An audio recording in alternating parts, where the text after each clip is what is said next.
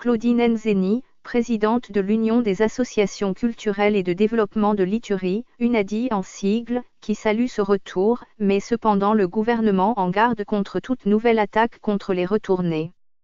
C'est un bon signe, ça montre que le gouvernement a pris ses responsabilités comme il fait retourner les gens volontairement.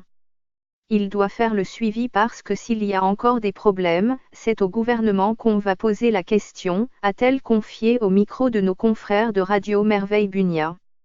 Le pasteur James Biesi, notable Réma, exige quant à lui de la transparence dans la gestion des fonds alloués à cette opération. Nous attendons du gouvernement un accompagnement qui soit à la hauteur de la tâche. Nous apprenons qu'il y a des millions qui ont été envoyés par le gouvernement central. Nous voulons une gestion très transparente de ces fonds pour que l'argent parvienne aux bénéficiaires, a-t-il martelé. Un autre notable de Djugu, Bubulanga Constant, condamne l'impunité des assaillants capturés. Le problème qui reste, c'est l'impunité. Ces assaillants qu'on avait arrêtés, pourquoi on ne commence pas à les interroger comme cela était dit? Il était prévu que ces gens allaient être interrogés en public.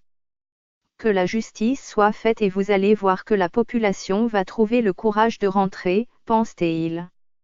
Beaucoup plus tranché, Gratien Irakan de la Dynamique pour un Congo fort, un mouvement politique qui se veut indépendant, trouve non opportun ce retour des déplacés qui selon lui, ne respectent pas le droit international humanitaire.